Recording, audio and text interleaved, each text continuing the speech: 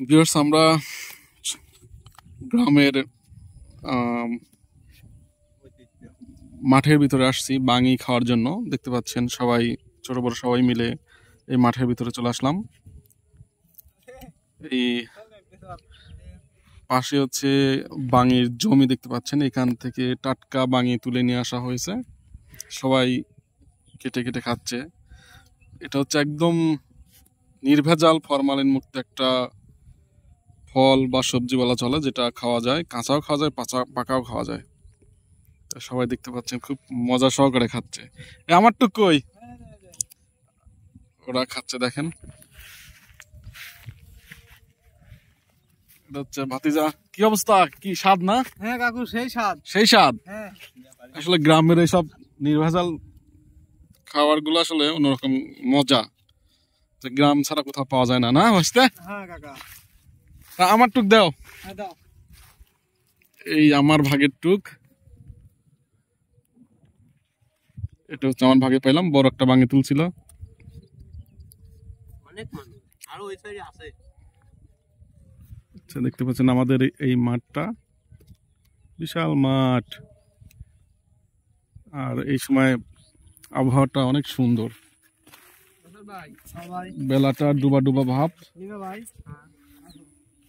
গ্রামের এই পরিবেশটা আসলে বলার মতো না যে এত সুন্দর লাগে, এতটাই সুন্দর। বের হলে শরীর মন দুটাই ভালো হয়ে যায়। তো এই যে আমার ভাগের বাঙিটা আমি খাবো, সবাই খাওয়া শুরু করছে।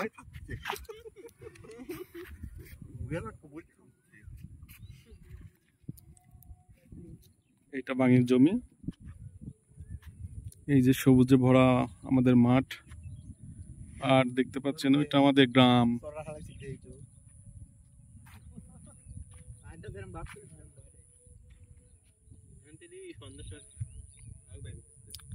বেলাটা আর কিছুক্ষণের মধ্যেই ডুবে যাবে।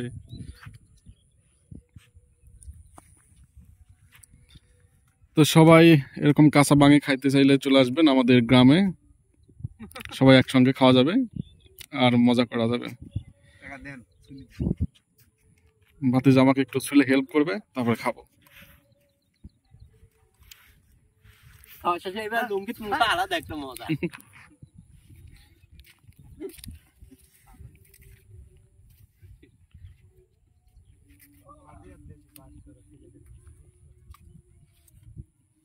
আসলে গ্রাম মানে একটা প্রশান্তি, হাতে না গেলে সবকিছু পাওয়া যায়। দেখতে পাচ্ছেন সারি সারি আম গাছ, চারপাশ দিয়ে সবজি গাছ। এটা হচ্ছে মিষ্টি কুমড়ার গাছ। মিষ্টি কুমড়া আছে না?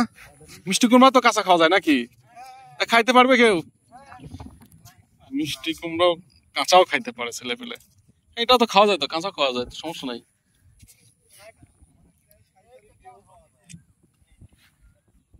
এই কেবল হচ্ছে নতুন গাছ। তারপরে এর পাশে আছে এইটা সবজির নাম কি? ধুন্দুল। মাইনে একটা তুলে নিয়ে আসো দেখি তো। না, পোল্লা বলে গ্রামে আঞ্চলিক ভাষা, আর ধুন্দুল হচ্ছে বাইরে বা বইয়ের ভাষায় বলে। ওই পাশে হচ্ছে চিকনাই নদী, সুন্দর একটা পরিবেশ।